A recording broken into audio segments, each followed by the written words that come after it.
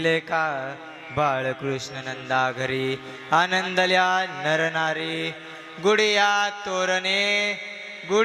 तोरणे करीती कथा गाती गाणे बाळकृष्ण नंदा घरी आनंदल्या नरनारी तुका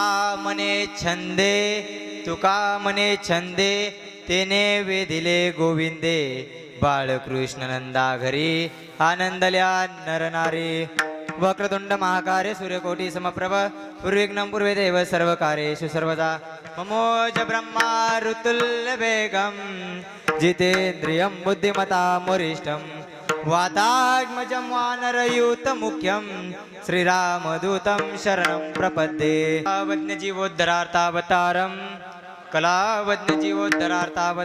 कलाङ्काङ्कतेजोदिकामोदिवक्रं कलानिशवादापनोदारदक्षं समाधिस्थमूर्तिं भजे ज्ञानदेवं पांडुरंगा करू प्रथम नमन पांडुरंगा करू प्रथम हे पांडुरंगा करू प्रथम नमन पांडुरंगा करू प्रथम हे दुसरे चरण संतांचे दुसरे चरण दुसरे चरण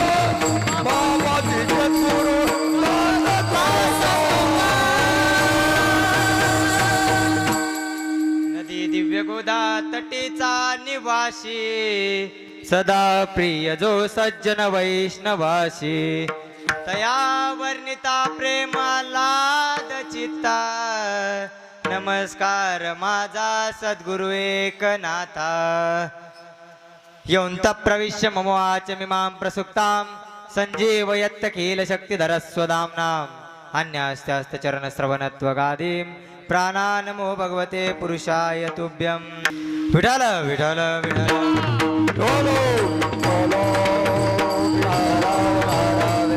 भद्रकाले नमो नित्यं सरस्वते नमो नमः वेद वेदांग वेदांत विद्यास्थान बेवच जय जय देवी चराचर सारे कुचित शोभित मुक्तारे विना पुस्तिक हस्ते भगवती भारती देवी नमस्ते विठ्ठल विठ्ठल विठ्ठल गोकुळीच्या सुखा अंतपार नाही लेका बाळकृष्ण नंदागरी आनंदल्या नरनारी प्राप्त प्रसंगी कीर्तन रूपी सेवे करता निवडलेला अभंग जगद्गुरु जगद्वंदनीय देवचे सुप्रसिद्ध साधू संत ज्यांचा अखिल विश्वामध्ये पाचवा वेद म्हणून निर्माण केलेला ज्यांनी पंचम वेद म्हणून असा गाथा अशा गात्या स्वरूपाचे जगद्गुरु तुकोबाराय यांचा आजच्या चरणाचा अभंग आज आपण सेवे करता निवडलेला आहे विठ्ठल विठ्ठल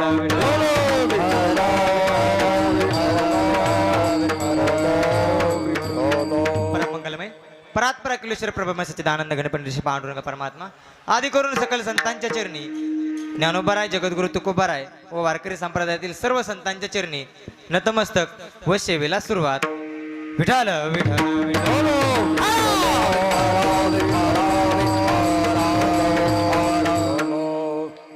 अभंग जगद्गुरु तुकोबारायांचा आहे काय अभंग आहे काल्यांचं जे भगवंताने अवतार घेतल्यानंतर गोकुळामध्ये जे चरित्र केलं त्या चरित्राचं वर्णन आज जगद्गुरु तुकोबारायांनी केलेलं आहे आणि पूर्ण चरित्राचं वर्णन आज आपल्याला करायचंय काला काला काला म्हणजे तरी काय काला म्हणजे भगवंताने जे गोकुळात चरित्र केलं ज्या लीला केल्या ज्या खोड्या केल्या त्या खोड्याचं त्या चरित्राचं वर्णन आज आपण इथे करणार आहेत त्या चरित्र जे खोड्या भगवंताने सगळ्या खोड्यात आता एक एका सोयीनं आपण चिंतन करूया त्यापूर्वी थोडासा अभंगाचा सरळ सरळ भावार्थ म्हणजे सांगायचा तो असा होईल गोकुळीच्या सुखा अंतपार नाही लेका भगवंत गोकुळामध्ये प्रगट झाल्यानंतर अवतार झाल्यानंतर त्या गोकुळामध्ये एवढं सुख झालं किती सुख झालं की तुकोबारा म्हणतात त्या सुखाला अंत पार नाही राहिला, त्या सुखाला कोणत्याही प्रकारचा अंत राहिला नाही. अपार असणार कधी न संपणार सुख त्या गोकुळामध्ये आलं. बाळकृष्ण नंदा घरी आनंदल्या नर नारी. त्या बाळकृष्ण नंदराजाच्या घरी एवढा आनंद झाला की सगळ्या नर नारी सगळे हे आनंदित झाले. आणि आनंदित झाल्यानंतर काय करू लागले, गुडिया तोरणे करीती कथा गाती गाणे. गुडिया उभारल्या, घराला तोरण बांधले, घराची सजावट केली, रांगोळी काढली, गुडिया तोरणे बांधून कथा गाऊ लागल्या, नामस्मरण करू लागल्या.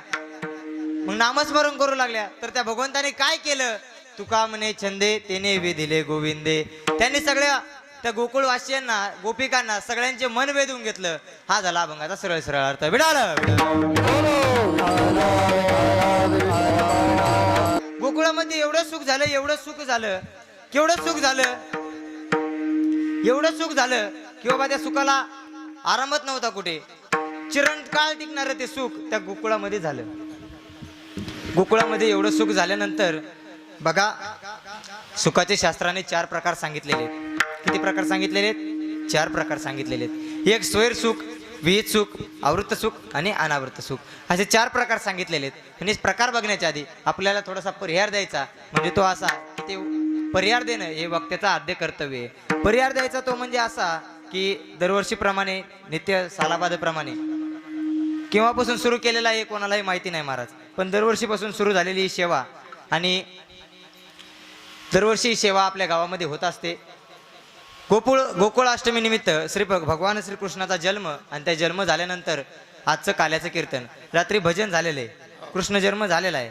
पण कृष्ण जन्म झाल्यानंतर तरी पण 2 दिवसाची काहीतरी, आजही कृष्ण जन्म झाल्यानंतर काही ठिकाणी महाराज काही नसतं. आता कृष्ण जन्म झाला ना तर नंतर काही करत नाहीत, पण आपल्या गावामधले सगळे जे सद्भाविक आहेत त्यांनी दरवर्षीप्रमाणे काल्याचं कीर्तन आपल्या गावामध्ये असतं. आणि या गावामध्ये काल्याच्या कीर्तनासाठी ज्यांनी मला इतर आमंत्रित केलं, आमचे मामा श्री महादेव आश्रोबा काळे, आनंदराव बापूराव काळे, गणपत बापूराव काळे,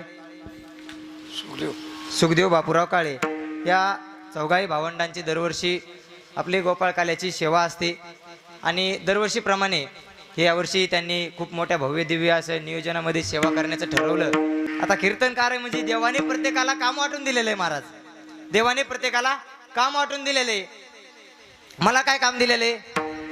येणं कीर्तन करणे. कीर्तन करणे हा माझा धर्म आहे.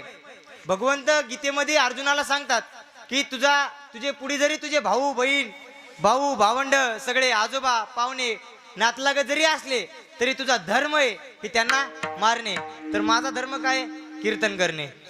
यांचा धर्म काय? निवृत्ती महाराजांचा धर्म काय? गायन करणे. शुभ महाराजांचा धर्म काय? पकोदा जवणे. तुमचा धर्म काय? श्रवण करणे. श्रवण करणे. नुसतं श्रवण करणे. श्रवण करणे की पण नुसतं श्रवण करणे नाही महाराज. भजन झालं की टाळी वाजवणे. तुकोबारा म्हणतात हातावरी हात देऊन या फळी, वाजविता टाळी लाज वाटते. लाज वाटते महाराज काय काय लोकांना. टाळी वाजवा, भजन करा. दरवर्षीप्रमाणे आपल्या गावामध्ये सेवा आणि सेवेसाठी उपस्थित सर्व गावातील माझ्या मावश्या मामाच म्हणणं लागतील. मावश्या मामा आपले पदावरती ज्यांची उत्कृष्ट अशी साथ आहे. शुभ महाराज आमच्याच गावातले गुरुबंधू जीवलग असे ज्यांची प्रत्येक कीर्तनाला माझ्या साथ राहते असे शुभ महाराज कवडे. इकडून उत्कृष्ट गायक कालच जालन्याहून आलेत. काल माजलगावला, जालना, पुन्हा डबल आज आपल्या गावात. म्हणजे आपलंच भाग्य मानणं लागेल ते आपल्या गावात प्रगट झालेत. कारण की एवढ्या मोठ्या मोठ्या माणसांना आपल्या गावात म्हणजे येत नसतात महाराज. कारण की खूप अवघड झालेले आहे. आजकाल कलियुग चालू आहे आणि कलियुगामध्ये असे आपल्यासारखे संत आपल्या गावामध्ये पदार्पण झाले. त्यांच्या चरणी नतमस्तक. निवृत्ती महाराज शिंदे खूप गोड गायन महाराज. तुम्ही उद्धव बापू शिंदे यांचे शिष्य आहेत. ते खूप गोड गायन. त्यांचं गायन ऐकून तुम्हाला पण प्रसन्न वाटलं असं. असं वाटलं लागलं की हा ऐकतच राहावं, आता मस्त ऐकाव, हिना ठेवा, लगेच पुक्याला बसा. बरोबर आहे का नाही? नाही, आम्हाला कीर्तन ऐकायचे. पुढचे भजनी मंडळी सगळे गावातलीच भजनी मंडळी, त्यांच्या चरणी नतमस्तक व उपस्थित सर्व श्रोते सज्जन मायबाप ज्यांची अशी गोड अशी संसिस्टीम आहे महाराज. कोणत्याही गोष्टीची म्हणजे त्यांना कमी करा जास्त करा सांगायची गरज पडणं झाली अशी सिस्टीम त्यांच्यासाठी एकदा जोरदार टाळ्या वाजल्या महाराज. कारण की किती जरी जेवायला चांगलं केलं, जेवणात जर मिठत नाही धड लागलं तर ते मिठावानी कारभार आहे यांचा. खूप छान अशी सिस्टीम त्यांची, ज्यांची आज आपल्या कीर्तनासाठी पौळ डिग्रसून या ठिकाणाहून ते आपल्या कीर्तनासाठी शूटिंगसाठी आले.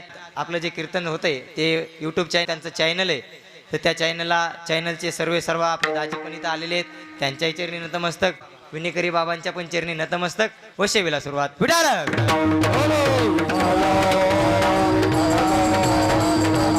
कुठं होतो बाबा? सुरुवात केली आपण, कुठं होतो? नुसतं ऐकू नका, आपण 4 सुखाचे प्रकार सांगत होतो. कोणते कोणते प्रकार शास्त्राने 4 सुखाचे सांगितलेले आहेत? स्वैर सुख, विहित सुख, आवृत्त सुख आणि अनावृत्त सुख. स्वैर सुख म्हणजे काय? कोणतं सुख भेटतं? जे विषय भोडलेले जीव आहेत, जे विषय आहेत की बाबा आपल्याला गाडी घेतल्यानंतर, बंगला घेतल्यानंतर आपल्याला वाटतं की ह्याच्यात भरपूर आपल्याला सुख मिळणार आहे, पण ते चिरंकाळ टिकणारं सुख आहे का मामा? चिरंकाळ टिकणारं सुख नाही ते. ते सुख म्हणजे कसं? लगेच नाश पावणारं सुख आहे. नको ते खाण्यात, नको ते पाहण्यात, आपल्याला तर लय पाहावं वाटतं, लय खावं वाटतं काही पण जे न करण्यात त्याच्यातून जे मिळणार आपल्याला सुख आहे, ते सुख म्हणजे स्वैर सुख महाराज. आणि ह्याच्यानंतरचं जे सुख सांगितलं जातं ते म्हणजे विहित सुख. आता विहित सुख म्हणजे काय? योग्य पाण्यात, योग्य खाण्यात, कीर्तनाला येऊन बसणे, योग्य करण्यात, ह्याच्यात जे आनंद मिळणार आहे, ह्या आनंदालाच विहित सुख म्हटलं जाते. ह्याच्यानंतर जे सुख सांगितलं महाराज ते आवृत्त सुख सांगितलं. आवृत्त सुख म्हणजे कसं? ते फक्त देवादिकांनाच मिळतं, देवादिकांना मिळणारं ते सुख म्हणजे आवृत्त सुख. त्याच्यानंतर जे सुख सांगितलं जातं ते सुख म्हणजे अनावृत्त सुख. ते फक्त सामान्य जीवाला पण भेटतं, पण ते कसं भेटतं? जेव्हा आपल्याला भगवंत प्राप्त होतो, भगवंत प्राप्त झाल्यानंतर ते सुख भेटतं, म्हणजे ते अनावृत्त सुख. विठाल विठाल विठाल. 4 सुखाचे प्रकार सांगितलेले आहेत. आता आपल्याला जे प्रपंचामध्ये सुख भेटतं बघा, तुकोबारांनी सुद्धा 2 प्रकार सांगितलेले आहेत सुखाचे. एक पारमार्थिक सुख आणि एक प्रापंचिक सुख. कोणते कोणते? परमार्थिक सुख आणि प्रापंचिक सुख. आता परमार्थिक सुख म्हणजे कोणतं? परमार्थामध्ये जे मिळालेलं सुख आहे. आता आपण इथं जे घेऊ, इथं बसून जे सुखाचा अनुभव करतो ते झालं परमार्थिक सुख. आणि प्रापंचिक सुख म्हणजे कोणतं? प्रापंचिक सुख म्हणजे गाडी घेतली, गावातल्या चौकामध्ये लावली, फटाकड्या वाजल्या, आणि त्यानं जी भावकी जळाली, त्या भावकीच्या जळण्यानं जे आपल्याला सुख होणार आहे महाराज, ते म्हणजे प्रापंचातलं सुख. बंगला बांधल्यानंतर जे सुख मिळणार आहे ते सुख म्हणजे प्रापंचिक सुख. आणि असं हे जे सुख भेटणार आहे महाराज, ते गाडी का आयुष्यभर टिकणार आहे का? लगेच जुनी झाली की तिच्यावरचं प्रेम कमी होतं महाराज. लग्न केल्यानंतर तर काय आनंदी असते, हा हा हा, लय आनंद. नवीन नवरदेव दिसेना झाली तिथं आता, हो लय आनंद. नवीन लग्न झाल्यानंतर महाराज काय आनंद त्यो, हा छाती फुगूनच चलतोय. एका वर्षात छाती जराशी असं करते. सुरुवातीला एका गावामध्ये गेलो, निवृत्ती महाराज आपण तिकडं त्या ह्याच्याकडं मानवत रोड तिकडे कीर्तन होतं आपलं, तिकडे कीर्तन होतं. मग त्या सुरुवातीला 2-3 वर्ष झालं त्या गावात कीर्तन आहे आता आपलं. मग पहिल्या वर्षी गेलो, त्याचं नेमकंच लग्न झालेलं होतं, नात्यातलाच माणूस होता. सुरुवातीला गेलो, जेहारी घातला, जेहारी असाच हात जोडणं नाही काय नाही. मी म्हणलं बापा बरे नवीन लग्न झाले, कळण म्हणलं 2-3 वर्षात. दुसऱ्या वर्षी गेलो, जेहारी थोडासा वाकला. तिसऱ्या वर्षी म्हणला महाराज जेहारी वारी कवा सुरू आली, आम्हाला पण येऊ द्या. म्हणजे एवढं महाराज सुख, प्रपंचातलं जे सुख आहे ते सुख म्हणजे टिकणारं सुख नाही महाराज, ते लगेच त्या सुखाचा नाश पावणारं सुख आहे. नाश पावणारं सुख म्हणजे ते प्रपंचातलं सुख. पण परमात्म्यातलं सुख हे कधीच नाश पावत नाही. आणि असं सुख त्या गोकुळामध्ये झालं. ते गोकुळीच्या सुखा अंतपार नाही लेखा. त्या गोकुळामध्ये एवढं सुख झालं की त्या सुखाला अंतपार राहिला नाही. जे आपलं प्रपंचामध्ये सुख भेटतं त्या सुखाला लगेच नाशपार पावणारं सुख. पण ते भगवान परमात्मा केव्हा अवतरित होत असतो बघा, शास्त्राने सांगितलेले, जेव्हा जेव्हा धर्माची हानी होईल, जेव्हा अधर्मी लोक वाढू लागतील, संतांना त्रास होईल, सामान्य वारकऱ्याला त्रास होईल, परमार्थ करणाऱ्याला त्रास होईल, त्यांचा छळ वाढू लागला, त्या भगवान कृष्ण अवतार घेणार त्या काळामध्ये भगवंताचा लोकांचा छळ वाढू लागला. जे राक्षस आहेत, दानव आहेत, यांचं प्रमाण वाढलं महाराज. अधर्मी लोक आहेत त्यांचं प्रमाण वाढलं. आता भगवंताला तर अवतार घ्यायची गरजच पडावं लागली, कारण की वच्चरूपी पृथ्वी ब्रह्म्यापाशी जाय, नेत्री वाहे तोय सांगत असे. पृथ्वी ब्रह्म्याच्या मार्फत भगवंताकडे गेली. पृथ्वी माता भगवंताकडे गेल्यानंतर भगवंताला सांगितलं, अरे मला ओझं झालंय म्हणे. काय झाले? आता ओझं. आता आपण एवढे जण पृथ्वीवरती राहतो महाराज, पृथ्वीला कधी ओझं होतंय नाही, पण जेव्हा पाप वाढू लागतं तेव्हा पृथ्वी मातेला ओझं झालंय म्हणे. मला भगवंताकडे रडू लागली, काहीतरी करा, माझा उद्धार करा, हे ओझं माझ्यावरचं कमी करा. पापाचं ओझं झालं महाराज. आता पापाचं ओझं झाल्यानंतर भगवंताने ठरवलं आपल्याला अवतार घ्यायचा आहे. पण भगवंत केव्हा अवतार घेत असतो? जेव्हा धर्माची हानी होत असते. यदा यदा हि धर्मस्य ग्लानिर्भवति भारत अद्युत्थानमधर्मस्य तदात्मानं सृजाम्यहं परित्राणाय साधूनां विनाशाय च दुष्कृतां धर्म संस्थापनार्थाय संभवामि युगे युगे धर्म रक्षावाया अवतार गे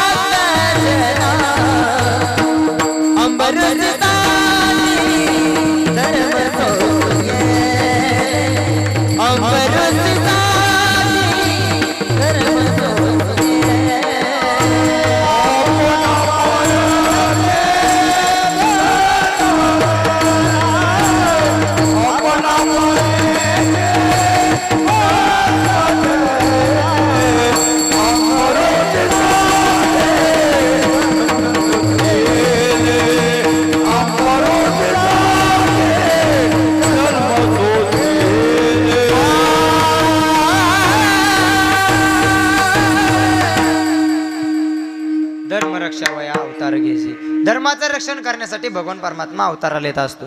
आवाज द्या थोडासा आवाज. Hello hello. धर्म रक्षण करण्यासाठी भगवंत अवताराला येत असतो. धर्माची हानी व्हायला लागली, धर्म बुडायला लागला तर भगवान परमात्मा अवताराला येत असतो. असं त्या गोकुळामध्ये भगवान परमात्मा अवताराला येणार होते. पण अवताराला येण्यासाठी सुरुवातीला चरित्र उच्चारायचं म्हणजे ते असं की भगवंताची जी आई आहे ती म्हणजे देवकी आणि वडील वसुदेव. देवकी वसुदेव यांचा विवाह ठरला. श्री कंसासारखे दैत्य माजले होते म्हणूनच तर भगवान परमात्मा अवतार घेणार होता. आणि कंसाने या दोघांचा विवाह लावण्याचं ठरवलं. आता विवाह करण्याचं ठरवलं पण वसुदेवाने सांगितलं अरे माझे तर आधीच 6 लग्न झालेले आहेत. किती लग्न? 6 लग्न आधीच झालेले आहेत. मग मी आता 7वं लग्न करण्यात मला काही रसच राहिलेला नाही. कारण की ते आपण एकनंच कदरतो, ते 6 किती कदरला असणार आहे. ते मला 7वं करायची गरज नाही. पण कंस म्हणला बाबा तो जर नाही केलं तर हे बघ म्हणला पुराडच आहे म्हणला माझ्या हातात. म्हणलं याच्या हातून मरण्यापेक्षा आपण 7वं लग्न केलेलं परवडतंय. त्या कंसाच्या बहिणी संघ देवकी संघ वसुदेवाने विवाह केला. विवाह केल्यानंतर वरात निघाली. विवाह असा थाटामध्ये विवाह केला महाराज त्या कंसाने. आपली एकुलती एक बहीण आहे. अरे कोणत्याच गोष्टीची कमी पडता कामा नाही हिला. एवढा थाटामाटामध्ये मिरवत होता. अरे हे वाडा ते करा हे करा प्रत्येकाला सांगत होता. कोणत्याच गोष्टीची माझ्या बहिणीच्या लग्नामध्ये कमतरता पडली नाही पाहिजे. एकुलती एक बहीण आहे. अरे जरी चुलत असली तरी पण एकुलती एक बहीण होती महाराज त्या कंसाची. कोणत्याच गोष्टीची कमी पडत नव्हती. वरात निघाली. नगर प्रदक्षिणा होत होती. नगर प्रदक्षिणा होत असताना कंस रथ हाकायला बसला आणि रथ हाकायला कंस बसला. नगर प्रदक्षिणा होत होती. नगर प्रदक्षिणा होत असताना कंस आनंदामध्ये नगर प्रदक्षिणा करत होता. पुढे घोडी हत्ती असं भरपूर सर्व दान धर्म करू लागला. अहो काय काय नव्हतं केलं त्या कंसाने त्याच्या बहिणीच्या लग्नामध्ये. पण तितक्यामध्ये आकाशवाणी झाली. आकाशाची वाणी सांगत असे कंसा मानी हा भरवसा बोलण्याचा. आकाशाची वाणी सांगत झाली. आकाशामधून वाणी झाली अरे कंसा ज्या त्या बहिणीचा तू विवाह करतोस ना एवढ्या थाटामाटामध्ये, एवढा मिरवतोयस, एवढ्या थाटामाटामध्ये एवढा खर्च करून त्या बहिणीचा विवाह करतोयस. त्याच बहिणीचा मुलगा कोणत्या? त्याच बहिणीचा या देवकीचा 8वा मुलगा तुला मारील. हे ऐकल्यानंतर महाराज कंसाला तर कानावरती शब्द पडल्यानंतर कंस असा खळबळला. त्याची मती फिरली. हातामध्ये खडग घेतलं आणि खडग घेऊन देवकीला मारायला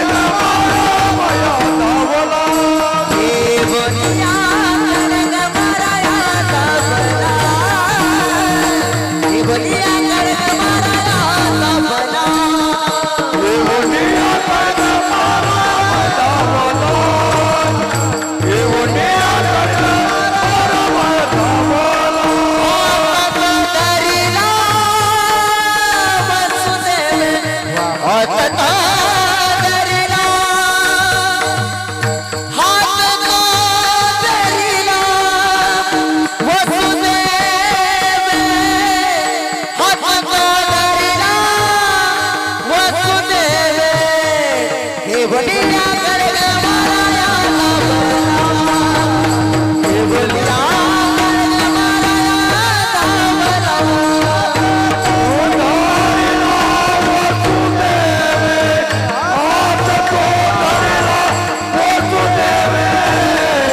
देवनिया खड्ग माराया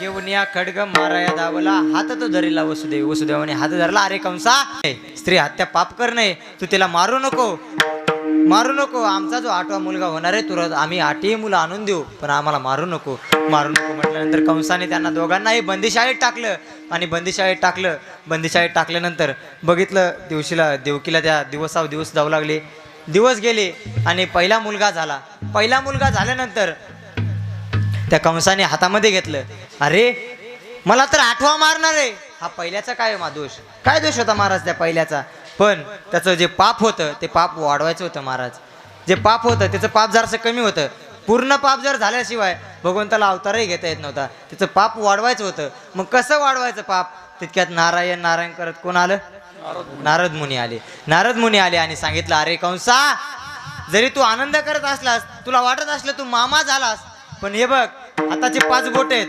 किती 5 बोट आहेत इकडून पहिला मोजला काय आणि इकडून पहिला मोजला काय आणि कोणता 8वा येईल आणि कोणता हे असेल पहिलाच जर 8वा निघाला तर मग काय करायचं सोडू नको मारून टाक आणि त्या कंसाने त्या पहिल्यालाही मारलं दुसरा मारला तिसरा मारला चौथा मारला 5वाही मारला 6वा पण मारला आता तो 7वा योगमायेच्या द्वारे तो रोहिणीच्या गर्भामध्ये पाठवला आणि तिकडे तो गर्भ वाढवला भाद्रपद शुद्ध षष्टीला तो तिकडे बलराम दादाचं प्रागट्य झालं आणि आता 8वा येणार पण मथुरेमध्ये चर्चा सुरू झाली की बाबा कंसाच्या भीतीनं कंसानं त्या देवकीचे एवढे बाळ मारले त्या कंसाच्या भीतीनं त्या देवकीचा गर्भ जिरला गर्भाला सुद्धा भीती वाटायला लागली की बाहेर यायला अशी त्या मथुरेमध्ये चर्चा होती पण इकडे या भगवंताने काय लीला केलेल्या होत्या कोणालाही माहिती नव्हतं भगवंता सगळे मथुरेमध्ये चर्चा होती की देवकीचा 8वा गर्भ जिरला पण आता कोण येणार 7वा गर्भ जिरला पण 8वा कोण येणार तो येणार फक्त 8वा त्याचा 8व सुरू झाला आणि भगवान परमात्मा 8वा सुरू झाला भगवान परमात्मा त्या देवकी मातेला दिवसादिवस जाऊ लागले सूर्यासारखं तेज तिचं वाढू लागलं दिवसादिवस जाऊ लागले जसं दिवस जातील तसं त्या देवकीचं तेज वाढू लागलं तिला वेगवेगळे अनुभव होऊ लागले आणि या कृष्ण परमात्म्याचा म्हणजे भाद्रपद शुद्ध षष्टीला अष्टमीला आजच्या दिवशी म्हणजे काल रात्री मंद पाऊस सुरू होता ढगाचा कडकडाट सुरू होता देवकाचा दाता विश्वाचा जगतपता ज्या विश्वाला चालवणारा पालन पोषण करणारा जगन्नियता परमात्मा त्या देवकी त्या कंसाच्या बंदीशाळेत प्रगट झाला बोला कृष्ण भगवान की जय त्या बंदीशाळेमध्ये भगवान परमात्मा प्रगट झाला धावतो चरित्र घेतोय पुढे आपल्याला विस्तार करायचा आहे त्या बंदीशाळेमध्ये प्रगट झाल्यानंतर महाराज प्रगट झाला वसुदेवाने आपल्या त्या बाळाला हातामध्ये घेतलं अहो बघितलं किती गोंडस बाळ आहे अहो बघितलं तर त्याच्याकडे नुसतं पाहावा एवढा असा गोड तो परमात्मा एवढा असं त्याच्याकडे त्याचे डोळे त्याचे कान त्याचं नयन त्याची त्वचा अहो एवढे लवचिक आणि असं त्याच्याकडे बघतच राहावं एवढं त्याचं सुंदर असं रूप घेऊन आलेला तो परमात्मा देवकीने त्याला हातामध्ये घेतलं हातामध्ये घेतल्यानंतर स्तनपान करू लागली आणि स्तनपान करता करता तिला आठवलं अरे सोडा मिठी लपवा जग जेठी जनी त्या कंसाशी कळेल माझ्या बाळाशी मारेल मिठी सोडा आणि लवकर मग त्या कंसाने त्या वसुदेवाने आपल्या देवाला हातामध्ये घेतलं आणि हातामध्ये घेतल्यानंतर त्या बाळकाने छोट्याशा बाळकाने त्याला कानात एक गोष्ट सांगितली कोणती गोष्ट सांगितली नंदाचा घराला नंदाचा घराला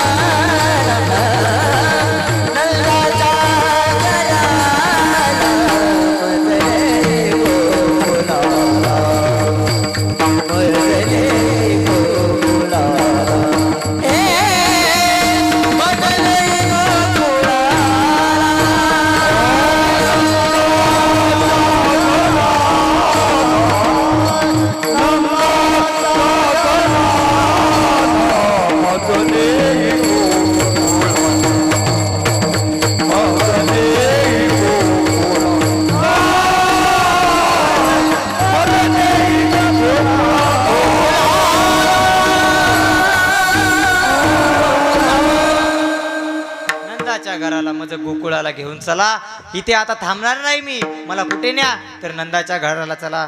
नंदाच्या घराला पण वसुदेव म्हटले, अरे नंदाच्या घराला न्यायचं म्हणतोस, पण हे आम्ही तर बंदीशाळेत आहेत, कुलप रक्षपाळ आहेत बाहेर, पायामध्ये बेड्या आहेत. पण भगवान परमात्म्याने सांगितलं की सगळे मोहून ठेवलेत, हे सगळे मी मोहून ठेवलेत, तुम्ही फक्त आता उचला आणि चला. उचलीला कमळापती, पायीची बंधने गळती, पायाची बंधने गळून गेली.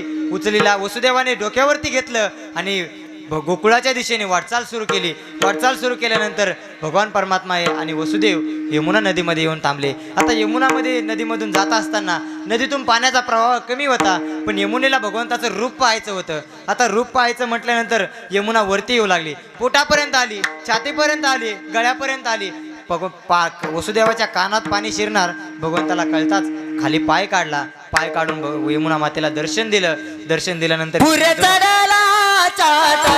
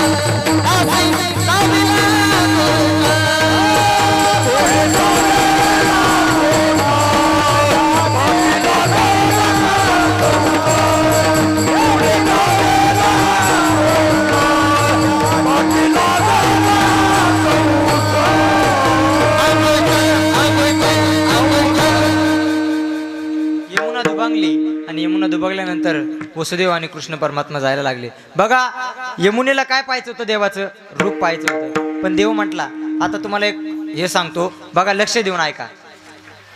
भगवंत यमुना कोण झाली भगवंताची माहिती आहे का? सासू झाली. कशी झाली मी सांगतो. आता सासूनी जावयाचं तोंड बघायचं नसतं, पण कशी झाली सासू? भगवंत काय झाले? भगवंत यमुनेचे जावई म्हटल्यानंतर भगवंताची पत्नी कोण? लक्ष्मी. लक्ष्मी कुठून आली? समुद्र मंथनातून. कुठून आली? समुद्र मंथनातून वर आली. आता समुद्र मंथनातून वर आल्यानंतर लक्ष्मी, भगवंताची बायको लक्ष्मी, लक्ष्मीचा बाप कोण? मग समुद्र झाला. आणि प्रत्येक नदी आपली गोदावरी तीरे आपलं गाव आहे, गोदावरी माता आहे. गोदावरी प्रत्येक जी नदी आहे, ती नदी जर समुद्राला जाऊन मिळली तर समुद्राची कोण झाली? पत्नी झाली. आता समुद्राची पत्नी झाल्यानंतर लक्षात येते का? बघा, लक्ष्मीची भगवंताची बायको लक्ष्मी, लक्ष्मीचा बाप समुद्र, आणि प्रत्येक नदी जी समुद्राला जाऊन मिळणार आहे म्हणजे यमुना माता, समुद्राची बायको म्हणजे भगवंताची सासू यमुना. अशी यमुना भगवंताची सासू झाली. आता भगवंताची यमुना सासू झाली म्हटल्यानंतर मग सासूनी जावयाचं रूप पाहायचं नव्हतं. पहिल्या काळामध्ये काही मर्यादा होत्या. आपण चांगले दिसायला होते महाराज, पण त्या काळात जावयाचं तोंड बघायचं नव्हतं सासूनी. आता काय जावयाचं लग्नाच्या आधीच तोंड बघतात, पण तेव्हा जावयाचं तोंड सासू बघत नव्हती. सासू जावयाचं तोंड बघत नव्हती. मग भगवंता पण यमुनेने विचार केला की बाबा आलाय, कधी आपल्या घरी येत नाही, सगळ्या जगाचा नियंता परमात्मा येतो आणि आपल्या घरी तर कधी येत नाही. बरं जेव्हा नाही तेव्हा तो आज आलाय. बरं आलाय तर आलाय, काय लहान आहे, घ्यावा तोंड बघून. पण भगवंत म्हणला, जरी लहान असलो तरी काय जावई तोंड दाखवणार नाही, पाय बघ आणि समाधान माग. याच यमुनेच्या आणि भगवंताच्या या दृष्टांतातून भगवंताने या पूर्ण जगाला एकच संदेश दिला की माझं तोंड बघण्यात तुमची धन्यता नाही, तर माझे पाय बघण्यात, माझ्या चरणाची सेवा करण्यात तुमच्या जीवनाची धन्यता आहे. पाय बघण्यात जीवनाची धन्यता आहे महाराज, तोंड बघण्यात भगवंताच्या जीवनाची धन्यता नाही, आपल्या जीवनाची धन्यता नाही. भगवंताचं तोंड जरी बघितलं तरी तो भगवंत आपला उद्धार करणार नाही, पण त्याच्या जर पायाची सेवा केली, त्याच्या जर पायाचं दर्शन घेतलं तर त्याचं आपला उद्धार होणार आहे महाराज. आपण पंढरपूरला पांडुरंगाच्या दर्शनाला जातो, तोंडाचं दर्शन घेतो का पायाचं दर्शन घेतो? पायाचं दर्शन घेतो. म्हणजे त्याच्या पायाच्या दर्शनामध्ये आपल्या जीवनाची धन्यता आहे महाराज. असंच मग यमुना दुभांगली. पुढे वसुदेव गोकुळामध्ये गेले. गोकुळामध्ये गेल्यानंतर श्रीकृष्ण भगवान परमात्म्याला त्या ठिकाणी ठेवलं. तिथली जी माया होती तिला घेतलं. सुभद्रा माया तिला उचललं, वापस गेले. आणि सगळं आता गोकुळवासियांना रात्री 12 वाजता सर्व तिथे ठेवल्यानंतर गोकुळवासी यांना सकाळी बातमी कळाली की बाबा कृष्ण जन्माला नंदाच्या घरी कृष्ण जन्माला सगळ्यांना बातमी कळाली. सगळे गोकुळवासी आनंदी व्हायला लागले. सगळ्या गोकुळामध्ये आनंद झाला. गवळण गवळणीला सांगू लागली की गोकुळामध्ये कृष्ण प्रगटलाय. गवळण सांगू लागली गवळणी गवळण बनती हो बनती गवळणीला पुत्र झालायचा देला. गवळण बनती हो बनती गवळणीला पुत्र झालायचा देला.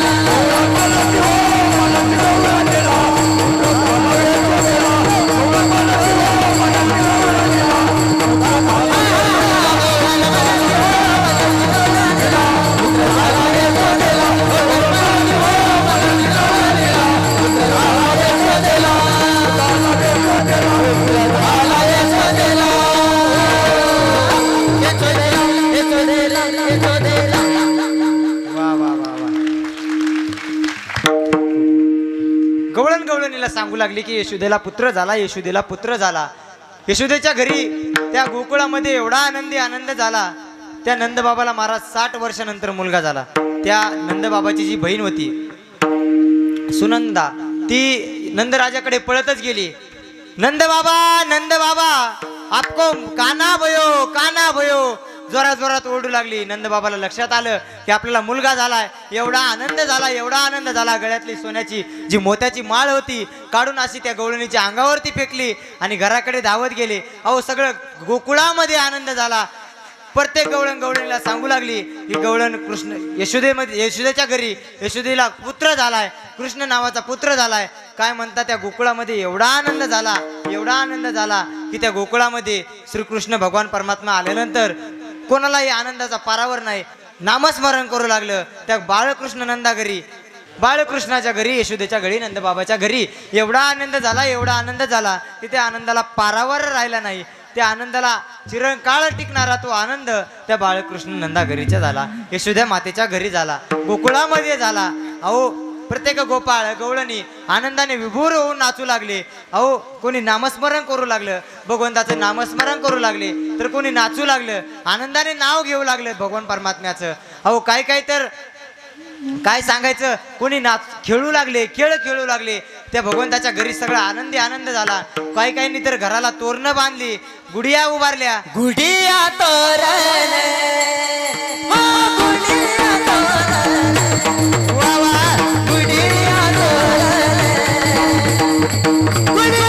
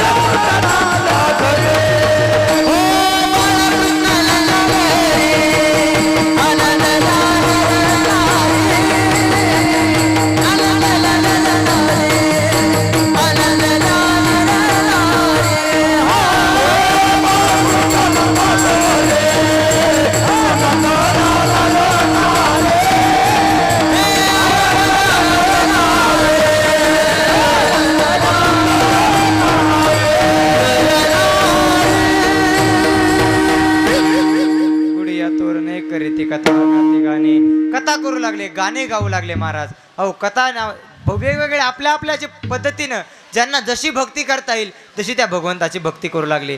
वेगवेगळे कोणी नामस्मरण करू लागलं, तर कोणी पूजा करू लागलं, कोणी कथा गाऊ लागलं, वेगवेगळ्या पद्धतीने भक्ती करू लागले. बघा नारद भक्तिसूत्रामध्ये नारद महर्षींनी 3 भक्तीचे स्वरूप सांगितलेले आहेत, म्हणजे वेगवेगळ्या भक्तींचे मतं सांगितलेले आहेत की कोणी कोणी कशी भक्ती करायला लावली. कथा आदिश्वती गर्ग, गर्गाचार्यांनी सांगितले की कथेच्या माध्यमातून भगवान परमात्मा प्राप्त करता येतो. पूजा दिशुनुराग इति पराशर्य, पराशर्य ऋषींनी सांगितलं की पूजेच्या माध्यमातून आपल्याला भगवंत परमात्मा प्राप्त करता येतो. आणि आत्महत्यामध्ये जे मनाने मानस पूजा केल्यानंतर भगवान परमात्मा प्राप्त होतो.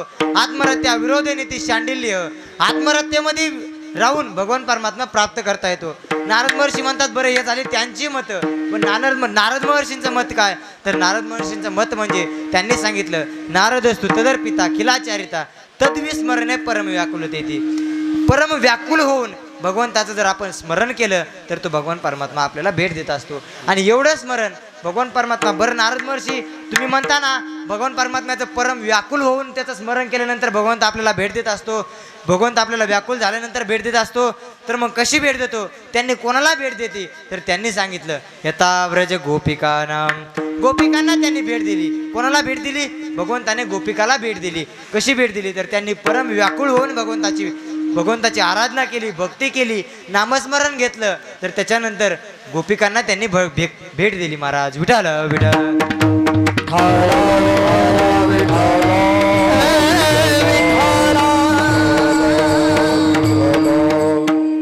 गोकुळामध्ये एवढा आनंद झाला, कोणी गुढ्या उभं लागलं, कथा करू लागलं, गाणी म्हणत होतं.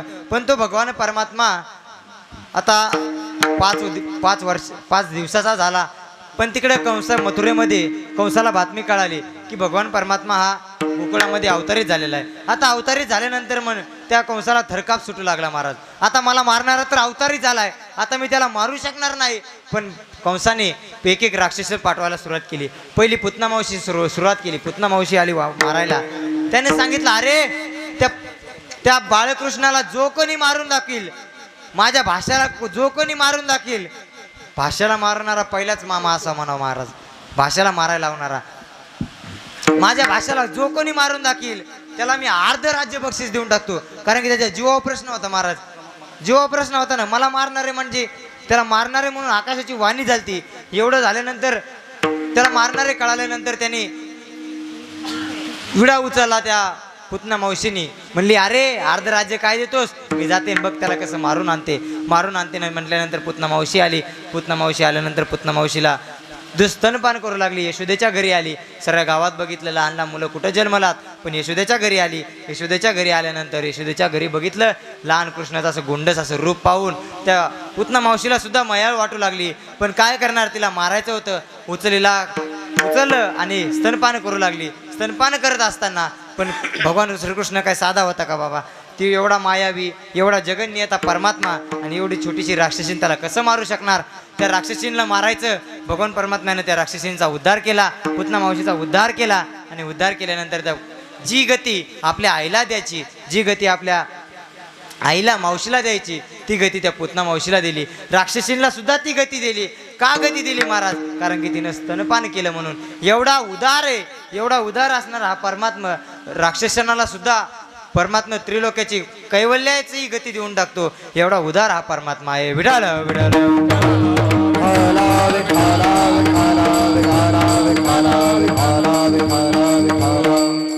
राक्षसिनीला सुद्धा एवढी उदार गती देऊन टाकली. असेच एकामागे एक राक्षस येतो. ते कटक्ष नावाचा राक्षस आला. ब्राह्मणाचं वेश घेऊन आला. ब्राह्मणाचं वेश घेऊन आल्यानंतर भगवंताला आता तो मारणार.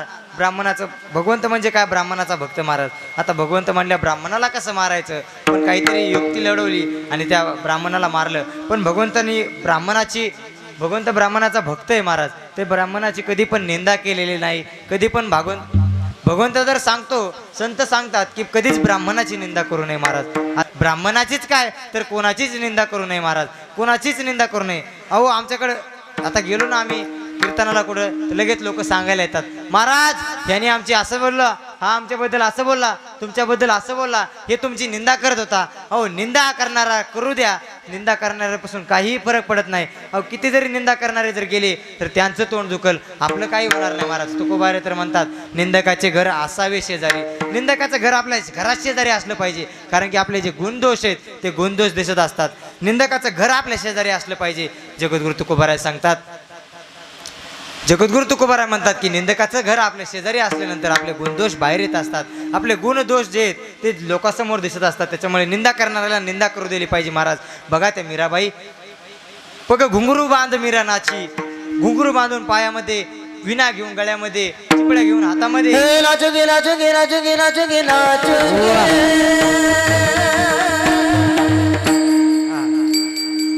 हरी गुण गावत नाचते, हरी गुण गावत नाचते,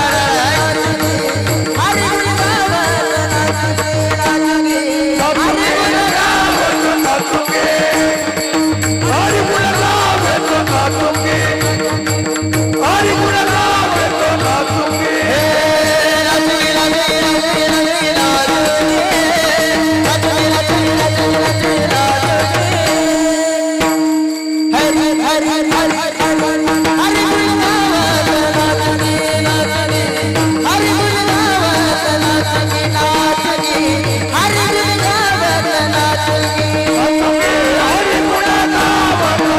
हरी गुण गावत नाचते,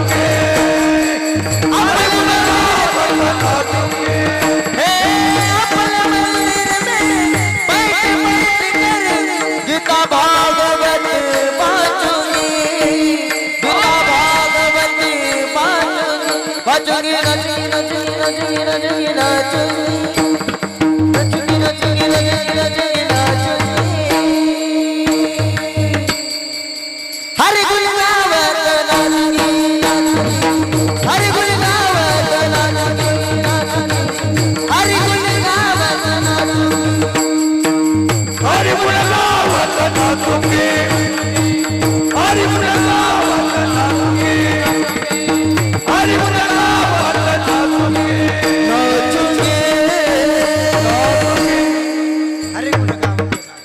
गुण गावत नाचुंगी. मीराबाई हरीचं नाम घेऊन, पायामध्ये घुंगरू बांधून, हातामध्ये विणा घेऊन, हातामध्ये विणा घेऊन, चिपळ्या घेऊन नाचत होत्या. भगवंताचं नामस्मरण करत होत्या. पण ते जे शेजारचे लोक होते, तिचे वडील, तिचे आप्तेष्ट, त्याचे नातेवाईक सगळे म्हणायचे की मीरा हो गई बाई बावरी. एवढी ती मीरा अशी त्या भगवंताच्या नामस्मरणामध्ये तल्लीन होऊन, असं मत्त होऊन नाचत होती महाराज. नारद महर्षी जर म्हणतात, भगवंताची जर भक्ती करायची ना आपल्याला, जर भगवंताची आपल्याला जर भक्ती करायची असेल तर मत्त होऊन म्हणजे एवढं मत्त झालं पाहिजे की आपल्याला भान राहायला नाही पाहिजे. मत्तो भवती स्तब्ध भवती आत्माराम भवती. त्या आत्मारामामध्ये एवढं विलीन व्हायचं, एवढं तल्लीन व्हायचं की स्तब्ध होऊन ते भक्ती करायची, एवढी भक्ती करायची की ती भगवान परमात्मा आपल्याला प्राप्त झाला पाहिजे. मीराबाई, त्या भगवती मीराबाई एवढी भक्ती करायच्या, नामस्मरण, अखंड नामस्मरण करायच्या, भक्तीमध्ये मत्त होऊन. अहो त्यांना कोणत्याही जगाचं, एवढी लोक त्यांची निंदा करायची, एवढी लोक निंदा करायची की म्हणायचे अरे मीराबाई बावरी हो गई. काही पण म्हणायची तिला. अरे राणाजीने तर विष का प्याला दिला म्हणतात, विष का प्याला तिला पिला दिला. विष का प्याला पिला दिल्यानंतर ती तिची ननंद होती महाराज. ते ननंद तिला पण कधी पण काही पण म्हणायची. एवढी लाचार, आणि ती म्हणजे तिचा नवरा लहानपणीच वारलेला होता. एवढ्या बारीक बारीक खोड्या करायची, मीराबाईला त्रास द्यायची. पण मीराबाईला एके दिवशी विष दिल्यानंतर विष पिलं, आणि विष पिल्यानंतर मीराबाईंनी हसत विष पिया, हसत ते विष पिलं, आणि विष पिल्यानंतर काही झालं नाही. बघितल्यानंतर ती ननंद त्या मीराबाईची भक्त झाली महाराज. पण भक्त जरी झाली, ननंद जरी भक्त झाली, तरी लोकांनी निंदा करायची सोडली नाही. अरे लोक निंदाच करत होते, लोकांनी दुसरं काही केलंच नाही महाराज. जगद्गुरु तुकोबारायांची लोकांनी काय केली? निंदाच केली महाराज. सुरुवातीला निंदाच केली. अरे काय म्हणले तुकोबा, जातो त्या डोंगरावर, नुसतं देवाचं नामस्मरण घेतो, सगळा संसार उद्ध्वस्त झाला. ज्ञानोबारायांची पण निंदाच केली महाराज. ज्ञानोबारायांची सर्व संतांची निंदा केली. एकनाथ बाबांच्या अंगावरती तर 108 वेळा तो येऊन थुंकला, तरी पण एकनाथ बाबा त्यांना काही म्हणले नाही महाराज. जरी तुमची कोणी निंदा केली तरी ते काहीच म्हणायचं नाही महाराज. आपला विषय चालू होता. कटक्ष नावाचा राक्षस तो ब्राह्मणाचा वेश घेऊन आला. ब्राह्मणाचा वेश घेऊन आल्यानंतर माझ्या भगवंताला मारण्यासाठी आला, पण भगवंताने त्याला पण उद्धार केला, त्याचं पण उद्धार केला. त्याचं जे ब्राह्मणाचं स्वरूप होतं, बाह्य स्वरूप होतं, ते ब्राह्मणाचं बाह्य स्वरूप काढलं आणि त्याचा पण उद्धार केला. असे भरपूर वेगवेगळे राक्षस मारले. कटक्ष तटक्ष असे कितीतरी नावं सांगाव त्यांचे. एवढे प्रमाणात राक्षस मारले. आणि राक्षस मारल्यानंतर महाराज आता भगवंत हळूहळू रांगत होता. रांगता मोठा होऊ लागला, वाढू लागला. आणि रांगताच त्याने खोड्या सुरू केल्या महाराज. भगवंताची काय खोडी, बारीक बारीक खोड्या भगवंताने सुरू केल्या. बारीक बारीक खोड्या सुरू केल्यानंतर भगवंत आता मोठा झाला. रांगता चालायला लागला, चालता पळायला लागला. आता मोठा झाला. आता मोठा झाल्यानंतर रांगता चालायला लागला. पण बारीक बारीक खोड्या सुरू केल्या. गोपाळ गवळणी सोबत खोड्या सुरू केल्या. ज्या गवळणी होत्या त्या गवळणींची थोडी खोडी सुरू करायला केली. बारीक बारीक जाऊन खोड्या करायचा आणि घरी येऊन बसायचा. बारीक बारीक खोड्या करायचा. गोपाळांना सोबत घेतलं, मंडळ स्थापन केलं, चोऱ्या करायला सुरुवात केली. चोऱ्या करायला सुरुवात केल्यानंतरही त्याचा काही धिंगाणा थांबतच नव्हता. यशोदा मातेकडे जर तक्रार घेऊन जर कोणती गवळण आली तर ते गवळणीला सांगायचे, अरे माझा काना तसं करणार नाही. अरे किती छोटंसं इतकुसं बाळ आहे ते, आणि ते बाळ माझी काय खोडी करणार आहे? काही खोडी करणार नाही. पण भगवंतावरती त्या गोपाळांचं गवळणीचं एवढं अत्यंत असणारं प्रेम. अहो अनन्य भक्तीनं त्यांनी ते शरण गेलेले सर्व गोपाळ गवळणी ते भगवंताला अनन्य भक्तीनं शरण गेलते. भगवंताची जर भक्ती करायचीच ना, भगवंताची जर भक्ती करायचीच असली तर ती अनन्य रूपाने भक्ती केली पाहिजे महाराज. अनन्य शरण होऊन भक्ती केली पाहिजे.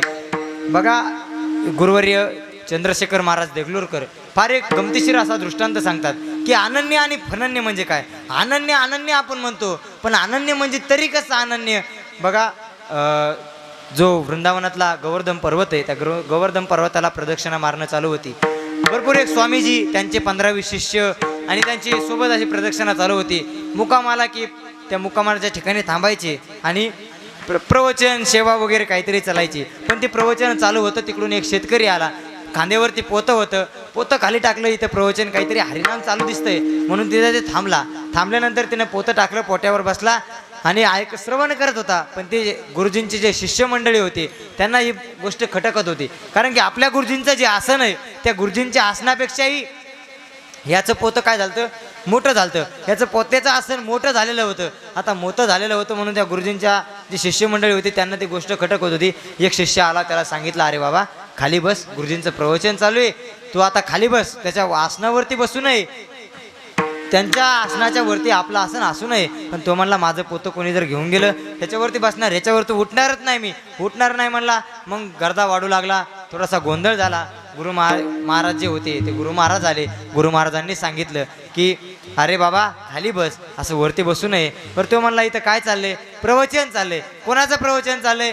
माझंच प्रवचन चाललंय. काय विषय? ते गुरु महाराज म्हणले लयच प्रश्न करणाऱ्याला दिसायला, ह्याला आपण थोडक्यात उत्तर देऊन टाकावं. अरे इथं अनन्य भक्ती कशाला म्हणायची, हे याच्यावरती प्रवचन चालले. अनन्य भक्ती म्हणजे काय? अनन्य भक्ती म्हणजे काय? अरे तुला नसणार कळणार. ते म्हणलं मला अनन्य बिनन्य माहीत नाही, मला फक्त फनन्य माहीत आहे. आता फनन्य माहिती म्हणजे कसं फनन्य माहिती आहे? ते म्हणले अनन्य म्हणजे तुम्ही आधी अनन्य म्हणजे सांगा, मग मी फनन्य म्हणजे सांगतो. ते म्हणले अनन्य म्हणजे काय सांगू का? इंद्र चंद्र महेश कोणत्याही देवाची भक्ती न करता फक्त श्री भगवान कृष्ण परमात्म्याची भक्ती करणे, याला म्हणतात अनन्य. याला म्हणले तुम्ही याला अनन्य म्हणता ना, याला आम्ही अनन्य म्हणत नाहीत.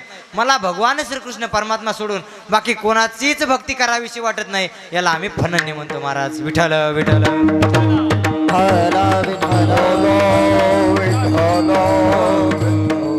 अनन्य रूपाने भगवंताला शरण गेलं पाहिजे. ते गोपाळ गवळणी पूर्ण अनन्य भक्तांनी त्या गोपाळ भगवंताला शरण गेलेली. वेगवेगळ्या खोड्या भगवंताने सुरू केल्या मथुरेमध्ये. ह्याच्या घरी जाऊन चोरी करायची, तर उद्या त्याच्या घरी जाऊन चोरी करायची. गवळणी सांगायला यायच्या, गवळणी सांगायला आल्या की सांगायच्या यशोदे अरे तुझ्या कानाला आवर, अरे माझ्या घरी आला, दही दुधाचे माठ खाल्ले तर खाल्ले, पण ते सगळं दही दूध विरंजनी ते तुझं सगळं वाया घातलं. आवर तुझ्या कानाला, हा कोणाशी आवरत नाही, ह्याचा धिंगाणा आम्ही कुठवर सोसायचा. नंतर ती गवळण गेली की लगेच दुसरी आली धावूनी, म्हणे बाई पतीची दाढी आणि माझी वेणी दोन्हीशी गाठ देऊनी. ही गाठ कोणाशी सुटे ना, गाठ कोणाला सुटत नव्हती. अशी गाठ दिली महाराज त्याने, ही गाठ कोणाला सुटत नव्हती. तुझ्या कानाला काहीतरी सांग, ह्याला तरी गोकुळात ठेव, नाहीतरी आम्हाला तरी गोकुळ सोडून जावं लागणार. मग भगवान श्रीकृष्णाच्या आईने त्या भगवंताला सांगितलं, भगवंताला बजावून सांगितलं की बघ आता ह्याच्या पुढे जर तू खोड्या केल्यास तर बघ तुला शिक्षा करण्यात येईल. पण काय शिक्षा करणार महाराज? यशोदेने जर त्या बाळकृष्णाकडे बघितलं, एवढा गोंडस आणि गोड रूपानं दिसणारा तो भगवान परमात्मा, त्याच्याकडे बघितलं की ते त्याचा मोहित होऊन जायचं महाराज. एवढा गोड असा परमात्मा तो, आणि त्या परमात्म्याकडे पाहिल्यानंतर गोड असा परमात्मा मोहित होऊन जायचा. त्याने जे मंडळ स्थापन केलं त्या मंडळामध्ये त्याचे सगळे बाळमित्र गोपाळ सुदाम्या गोळ्या सगळे त्यांचे नावं तुम्हाला माहिती आहेत. त्याच्यामध्ये एक मधुमंगल नावाचा त्यांचा गोपाळ होता महाराज. रोज सोबत राहणारा तो मधुमंगल, याचा एक एवढा दृष्टांत सांगतो आणि शेवेला पूर्ण विराम देतो. मधुमंगल नावाचा तो छोटासा गोपाळ भगवंताच्या सोबत राहणारा, भगवंतावरती एवढं नितांत प्रेम त्याचं की अरे माझा काना, अरे माझा काना, कानाच करायचा. एवढा असा गोड तो मधुमंगल आणि भगवंतावरती त्याचं असलेलं प्रेम. एके दिवशी मधुमंगलाच्या आईने डेचकीमध्ये ताक आणलं महाराज. एका बाईकडून उसणं आणलं. त्यांच्या इथे गरीब परिस्थिती म्हणजे काय, त्या गोपाळांची परिस्थिती म्हणजे खूप गरीब परिस्थिती. डेचकीमध्ये ताक आणल्यानंतर घरी अशी सुंदर अशी कढी बनवली महाराज. कढी बनवली, काय घमघम त्या कढीचा वास, हा काय घमघम कढीचा वास. मधुमंगल घरी आला. चारी भावंड, मोठा असा प्रपंच त्यांचा. चारी भावंड असे पुढे बसल्यानंतर प्रत्येकाच्या वाटीमध्ये कढी दिली आणि कढी दिल्यानंतर सांगितलं इथं बसून कढी प्या म्हटल्यानंतर त्या मधुमंगलाने कढी घेतली. एक असा झुरका मारला, हा तो आत्महत्येमध्ये विलीनच झाला महाराज. एवढी सुंदर कढी त्याच्या आईने बनवली होती आणि बाहेर असा मंद पाऊस चालू होता. त्याच्या लक्षात आलं अरे मला तर कढी आवडतेच, पण माझ्या कानाला तर लय कढी आवडती. माझ्या कानाला तर ही कढी नेली ना, अरे तो काय खुश होईल माझ्यावरती. माझ्या कानाला कढी नेली पाहिजे बरं का. त्याच्या मनामध्ये विचार सुरू झाला, आता आईपासून कानाला कढी कशी न्यायची विचार सुरू झाला. मग म्हणला आई बाहेर पाऊस सुरू आहे, मग मी पावसात उभा राहून कढीचा आनंद घेऊ का? बाहेर पावसात उभा राहून थोडंसं गार वाटतंय, गरम कढी, थंड पाऊस पडतोय, गार वाटतंय, बाहेर उभा राहून कढी पिऊ नाही. आईने म्हणली बस इथंच, खबरदार मंगुला, इथं जर बसून जर तो कढी नाही पिलीस तर बघ. मग त्या मधुमंगलाने तिथंच बसून त्याने कढी पिली. पण विचार मनामध्ये सुरू होता, माझ्या कानाला कढी न्यायची, काही जरी झालं तरी माझ्या कानाला कढी न्यायची. त्याने काय केलं महाराज, बघा किती प्रेम भगवंतावरती असतं. भक्त जर भगवंताच्या प्रेमामध्ये जर विलीन झाला ना, तर त्याला काय करतो हे पण लक्षात येत नसतं. त्याने ती कढी आपल्या तोंडामध्ये घेतली आणि तोंडामध्ये घेतली, वाटी रिकामी केली. आईला फक्त वाटी रिकामी करून पाहिजे होती, ती काय पोटात गेली काय आणि काय नाही गेली काय. तोंडामध्ये कढी घेतली, वाटी ठेवली आणि तशी तिथून धूम ठोकली महाराज. तशी नंदबाबाच्या वाड्यावरती. नंदबाबाच्या वाड्यावरती गेला पण आता आवाज पण देता येईना, कारण की तोंडात काय कडी आहे तोंडात, मग आवाज पण देता येईना. करायला लागला, त्याला बोलवायला लागला, कान्हाला बोलवायला लागला. कान्हा म्हणला, आई आपल्या इथं कोण प्राणी आलाय, असा प्राणी तर केव्हा बघितलेला पण नाही, एकदा बघून येतो कोण आलाय. त्याच्या मनात सगळं अरे जगत नियता परमात्मा आहे, पण त्याला कळणार नाही का महाराज काही गोष्टी, पण ते नाही अशा खोड्या बारीक खोड्या करायचा. म्हणला बघून येतो मी कोणता प्राणी आलाय. तर बाहेर आला, बघितलं मधुमंगल पावसामध्ये वल्ला पच झालेला तो मधुमंगल, तो असा बोलत होता, इकडे म्हणत होता. आणि मग कान्हाला बोलवल्यानंतर जवळ आला. श्रीकृष्ण परमात्मा जवळ आल्यानंतर त्याला सांगितलं, तोंड उघड. अरे कान्हा तोंड उघड म्हटल्यानंतर त्याने तोंड उघडलं. आणि तोंड उघडल्यानंतर बघा, कोणताही पदार्थ जर आपल्या तोंडामध्ये 4 ते 5 जरी सेकंद ठेवला तर त्याच्यामध्ये लाळ मिश्रित होत असते. आणि अशी लाळ मिश्रित झालेली कडी त्या भगवंताला तोंड उघड सांगितलं. तोंड उघड म्हटल्यानंतर त्या भगवंताने तोंड उघडलं. आणि तोंड उघडल्यानंतर त्या मधुमंगलाने आपल्या तोंडातली कडीची पिचकारी गुळणी त्या भगवंताच्या तोंडामध्ये मारली. बघा, पण त्या भगवंताने त्याची किसन केली नाही, त्याची घाण काढली नाही, पण ती भगवंताने ती कडीने आनंद घेतला. अरे काय मधुमंगला, तो काय कडी आणलीस, अरे अति आनंद झाला मला, एवढी कडी मी आतापर्यंत कधीही खाल्ली नाही, काय गोड कडी होती. हे भगवंताने दिलेलं भक्तासाठी प्रेमातलं अलौकिक आणि अविस्मरणीय असं हे भगवंताने दिलेलं भक्तीतलं स्वरूप आहे महाराज. भगवंत आपल्या भक्तावरती जी कृपा करतो ती अशा प्रकारची कृपा असते महाराज. अहो आपण साधं आपल्या घरच्यांचं कोणाचं उष्ट पाणी तर पित नाही, अहो रिस्ता त्या पाण्यामध्ये जरासा गाळ दिसला तर ते पाणी पण पित नाही, पण त्या भगवंताने त्या मधुमंगलाच्या तोंडातली कडी पिली. आणि म्हणला काय त्या कडीचा आनंद, मधुमंगल खुश झालो म्हणला मी तुझ्यावरती. एवढा अति आनंद झाला भगवंताला. आनंद झाल्यानंतर मधुमंगल गेला महाराज. एवढ्या अशा बारीक सारीक काहीतरी लीला चालू केल्या आणि खोड्या वगैरे सुरूच होत्या. खोड्याला काही आनंद पार राहिला नाही. आता भरपूर खोड्या सांगण्यासारख्या आहेत, पण आपल्याकडे वेळेची मर्यादा आहे महाराज. आणि त्या मधुमंगलाने भगवंताने अशा बारीक खोड्या सुरू केल्यानंतर भरपूर अशा खोड्या आहेत. देवकी मातेने सांगितलं, यशोदी मातेने सांगितलं की आता कृष्णा तुझ्या एवढ्या खोड्या झाल्या, अरे एवढ्या खोड्या झाल्या, आता तू काय कर, गाई गोपाळ घे आणि वनामध्ये चरायला जा. गाई गोपाळांना घेऊन उद्या जाई राना सवे हे बनी गोदना सवे बनी गोदना सवे हे बनी गोदना उद्या जाई राना सवे सगळ्या गोपाळांना घेऊन गोपिकांना घेऊन तू आता वनामध्ये गाई चरायला जा. त्या वनामध्ये गाई चारायला गेल्यानंतर भगवंत का तिथं गेल्यानंतर बी हा बाबा काय शांत बसत नाही महाराज. आता गावात एवढ्या खोल्या केल्यात म्हणल्या, वनामध्ये तर काय याला मोकळीकच होती, कोणी काय बोलणार नव्हतं, काही नव्हतं. तिथं पण खेळ सुरू केले होतं. तू हा मामा विटी दांडू, अहो तवाचे खेळ काय वेगळे होते महाराज. आता सारखे आपल्या वाणी खेळ होते का बाबाच, काय आपल्या बाबात काय खेळ म्हणजे ते त्या खेळाचं काय वर्णन करावं. अहो आताचे पोरं ते मोबाईल सोडून दुसरं काय भेटतच नाही महाराज त्यांना. कोणी तर घराच्या बाहेर पण दिसत नाही. गावात जर आलं ना तर काय आता आमचं बालपण पण ह्याच गावात गेलं. सर्व बालपणे आम्ही ह्या मातीमध्ये जे बालपण गेलं ह्याच ठिकाणी. तेव्हा सभा मंडप काही नव्हतं महाराज. इथं आम्ही असं क्रिकेट खेळायचो, आमच्या मामाची मुलं आत्याची मुलं आम्ही सगळे इथं असं क्रिकेट खेळायचो नदीवरती पोहायला याला. आता कोणी दिसत नाही महाराज. त्या मोबाईल शिवाय सोडून दुसरं काही दिसणार नाही. पण तवाचे खेळ काय होतं, तू हमामा हमामा पोरा हमामा हमामा पोरा हमामा हमामा पोरा हमामा हमामा पोरा हमामा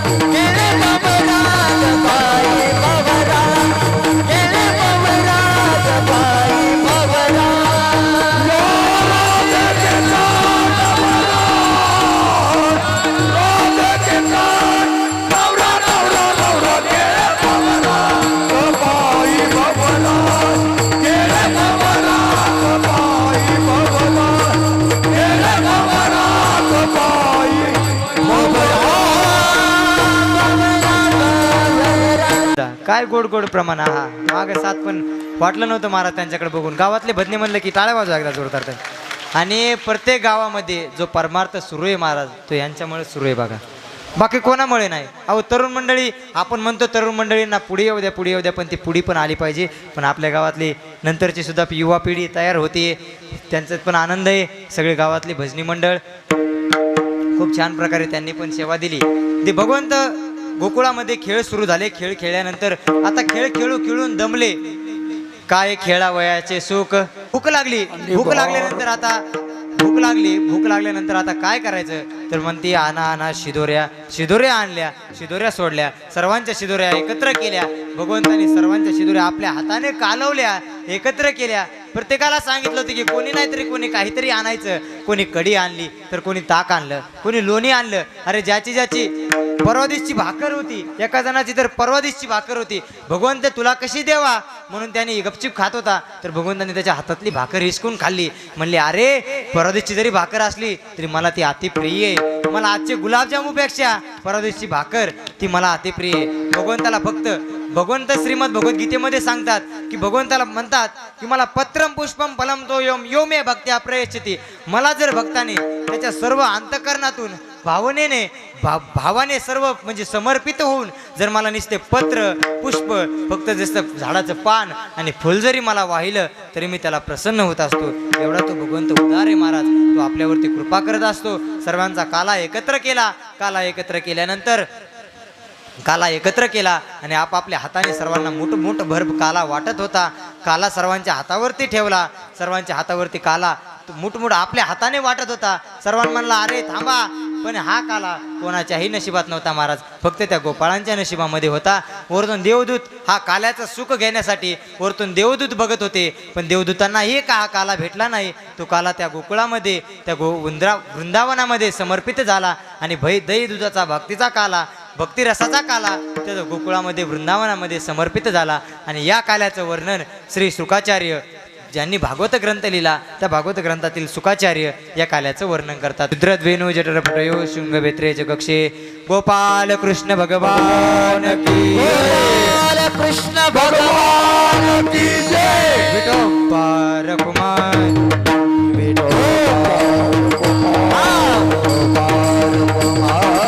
प्रकारे भगवंतामध्ये वृंदावनामध्ये काला समर्पित झाला. काला संपन्न झाला. भगवंताने प्रत्येकाने आपल्या आपल्या मुठामध्ये काला भरला आणि त्या भगवंत अशा त्या तोंडांना सगळ्या गोकुळातल्या गोपाळांना सर्वांच्या तोंडाला लावत होता. सर्वांना खाऊ घालत होता. दही भाताचा तो खिचडी काला, लाई मुलीचा जो आपण काला करतो आणि तोच काला तेव्हापासून भगवंताने वृंदावनामध्ये केला. माझ्या संतांनी वाळवंटामध्ये केला आणि आज आपण इथं त्या भगवंताच्या कृपेनं हा काला इथं समर्पित करतो आहोत. याच ठिकाणी सेवेला पूर्णविराम देतो. ज्ञानेश्वर माऊली ज्ञानराज माऊली तुकाराम. ज्ञानेश्वर माऊली